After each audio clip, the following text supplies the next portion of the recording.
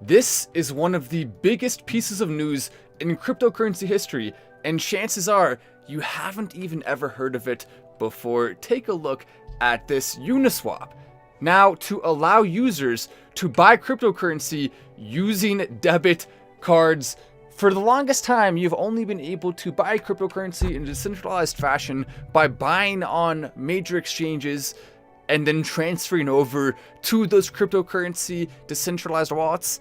And so this could be absolutely massive for crypto as a whole. Dogecoin, not currently on MetaMask on Uniswap, it's not currently through there, but nonetheless, still, you can transfer that crypto in a decentralized fashion from Uniswap to other places, and you can use the crypto you buy on Uniswap and transfer it using something like, for example, Doge Swap, and you can go directly to a Dogecoin based wallet like my Doge. So a lot of options on the table. Typically, what I use is Change Now, which is an app, and so this is really one of the biggest possible deals for cryptocurrency. And we also, of course, have a big thing to announce for Dogecoin as well, something that I think could shift the entire atmosphere of Doge right now. As you come to the live, make sure to take a second to press that like button. 1 like equals 1 new individual coming into the live. It helps massively for our community and it helps massively for cryptocurrency. But this cannot be understated. This news story here, starting DeFi, go direct. Today, you can now purchase crypto on Uniswap app using credit/debit card or bank transfer at the best rates in Web3 thanks to our partnership with MoonPay. Pretty dang cool to see that. As we also have this news, which I want to go ahead and bring up right now. Elon Musk considering starting a Twitter news network, Twitter TV, a potential name for it. But what's so exciting about this is not necessarily the news, which will be awesome, and the fact that it'll grow Twitter, which will also be fun. But imagine a 24/7 news network like NBC or Fox News or CNN or whatever you watch. You probably don't watch any of those three if you're listening to this channel, because the truth is none of the mainstream networks are good. All of them suck. And so as a result, it would be nice to have this. Elon Musk considering making it, and of course, I would be a host on it. I'm very happy to announce Matt Wallace hosting Twitter TV. A Dogecoin-based, finance-based, news-based show would be pretty fun to actually do that.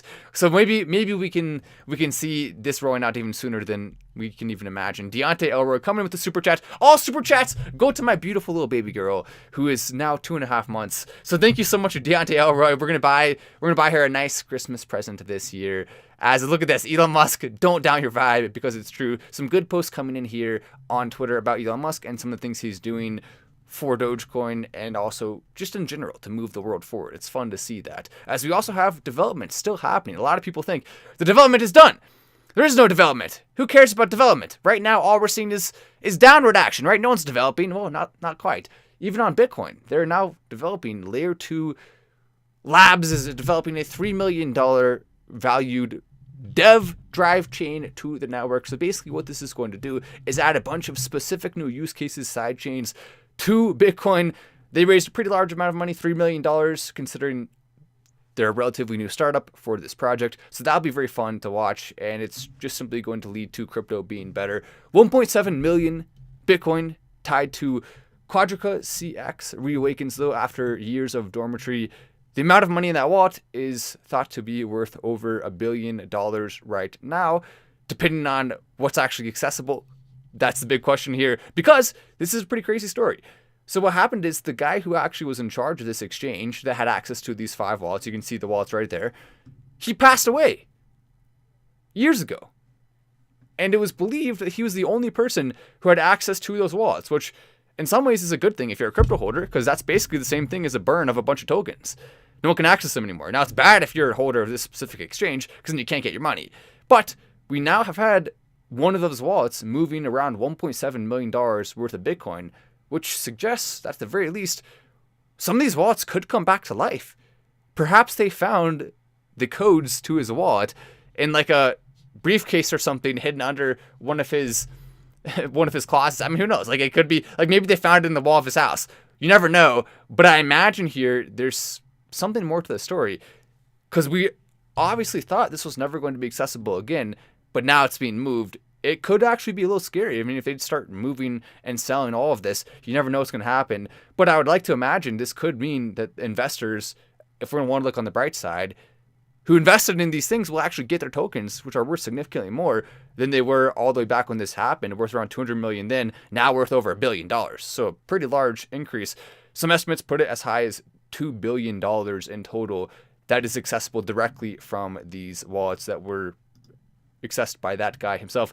Speaking of guys in the crypto space, take a look at this. What a terrible transition. But look at this. Sam Bankman-Fried, with his hedge fund gone, this crypto trading firm is emerging. They're called Wintermute. And I can tell you right now, this is going to end in disaster just by looking at them. Looking at these two people, I'm sorry, I have to say it, they are going to end up having Sam Bankman-Fried FTX 2.0, 100% chance. You will look back on this video, save this clip, it'll be hilarious. Not really though, because people are going to get hurt. But it will be hilarious that I predicted it. The hurt part, not so hilarious. Still though, we will play this clip in a few years from now when this goes belly up and it's a massive disaster, and you will say, I can't believe Matt called this early literally just by looking at their pictures. Yeah, that's right, I did. I'm calling it now. It's going to happen. Do not trust Wintermute. It's obvious. You can tell they have the look. They have the look. It is what it is. I'm sorry. Sorry, guys. I have to do it to you. You do. Evany, Gavoy, Marina, Gurvich, they have the look. They are obviously going to end up doing something bad. It's only a matter of time. With this article comparing them to Sam Bankman-Fried, that just makes it even more obvious. I mean, you gotta be careful there. Which, by the way, another thing you should probably be careful in is Tesla stock right now, but not necessarily super careful. Because here's my thoughts on it. In 2021, I told you, I looked at this, I looked at other metrics, and I told you, sell your Tesla stock right now. Do not buy more Tesla stock. I like Tesla stock. If you're holding it for 10 years, you're probably going to be fine. I've continued to like Tesla stock. I like Tesla because of Elon Musk. But in terms of actually buying it as an investment, it has been a bad investment since the very top here, and I called it over and over and over and over and over again on my show. So hopefully you did take some profits on that. If not, though, no worries, because now you have an opportunity to potentially buy some more. I do think it'll fall first more for.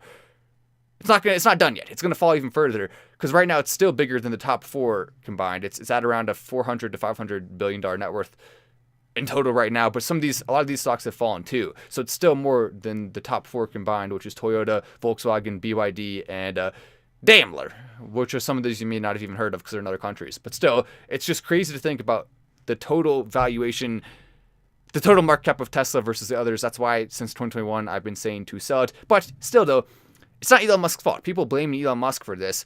Like Ross Gerber, for example, who is following me on Twitter, which I'm not sure why. I feel like he's going to unfollow me at some point because he does seem to be a little critical here. And I disagree with him on some things. That said, he does seem like overall a pretty cool dude. Ross Gerber, you probably know who he is. Gerber, you've heard of him. He's a pretty big holder in Tesla. And now Elon Musk is, maybe that's why he's following me. I don't know. Maybe we should be nice to Ross. But Ross, tell us your great ideas. Sarcastically, seemingly, Elon Musk says to him, as which to suggest that was a low blow from Ross there. And I said, come on, guys. No CEO on earth, this is true, could have done a better job than Elon Musk at sustaining such insane numbers through this economy, especially. I really believe that. I mean, I don't. And some people say I'm too nice to Elon Musk. I mean, whatever. Deal with it. Yeah, we're going to be nice to him when he deserves it. I do criticize Elon as well when he deserves that. When he's wrong, I say that. When I don't like his thoughts or his ideas, I tell him that. I say that. But in this case, he's right. He could not have sustained this. It was unsustainable, especially in this market. And there's no CEO who could have done a better job. And the fact that he did this at all in the first place is amazing on its own. Now, though, you could be looking at a steal for Tesla stock, especially if you see it falling further within 2022. If you look at $100 Tesla stock, I mean, that's an easy consideration for a buy. If it falls below that, let's say we get $69 Tesla stock. If it's $69, I'm loading up on Tesla stock. I'm just going to put it that way. That's still a long way. It would have to fall first. And there's a decent chance it won't do that.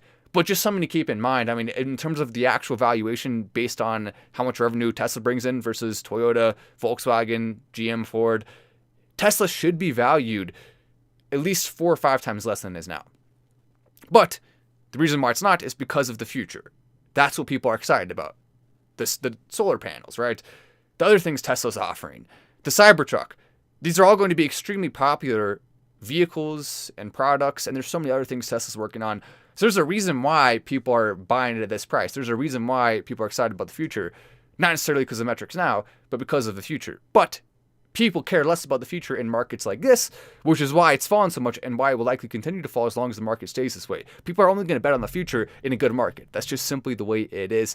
Same reason cryptocurrency has been falling some lately. It's very similar, actually, what Tesla stock has done and what cryptocurrency overall has done, including Dogecoin.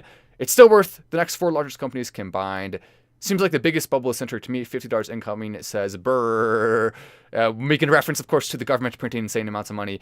I mean, there's some degree of truth to the fact that you do have to be careful investing in Tesla stock now, but I don't necessarily think $50 is inevitable for Tesla stock because of the future and because all it has to do is hang on a little bit longer until the economy turns around, likely in 2024, 2025. And then once that starts to happen and we see it's not going to be a soft landing, we're going to have some hurt in the meantime, but once it starts to turn around, that's when we're going to be looking at Tesla stock going up. So it just has to hold on until then.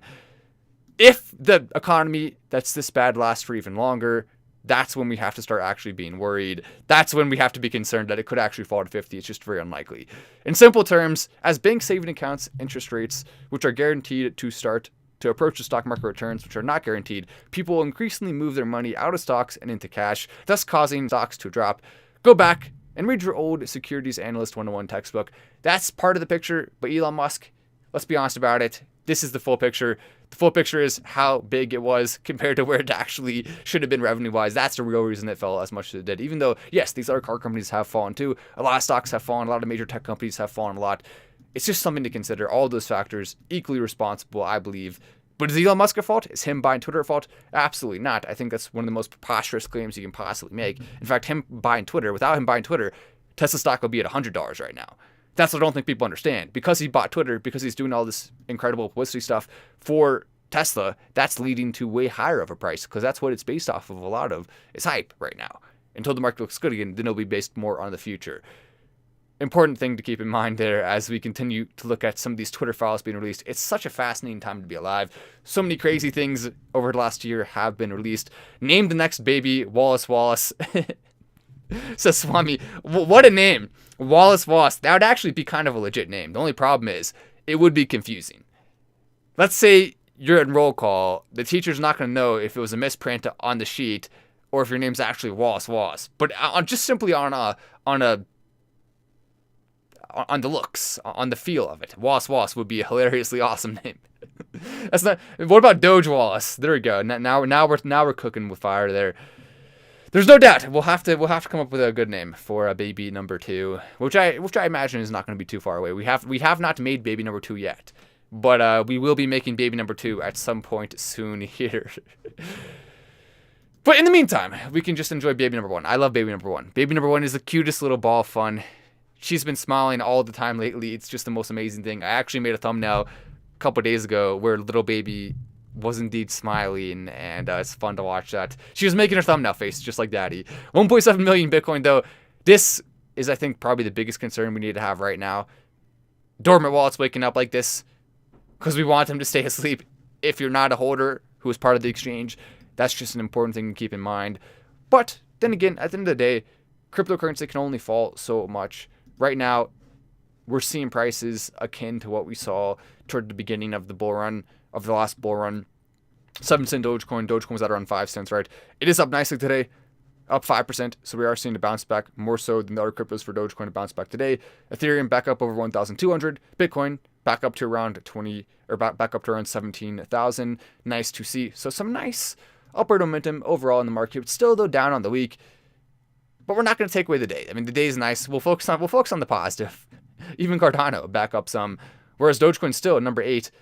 We're not that far away from being a top 5 overall, and we're even closer to being a top 3 in just simply terms of actual cryptocurrencies. All we have to do to see that happening now is pass BNB, which is at currently 40 billion. So Dogecoin only needs a 4x approximately in order to be a top 3 crypto again with Ethereum and Bitcoin, which it was for a brief period of time.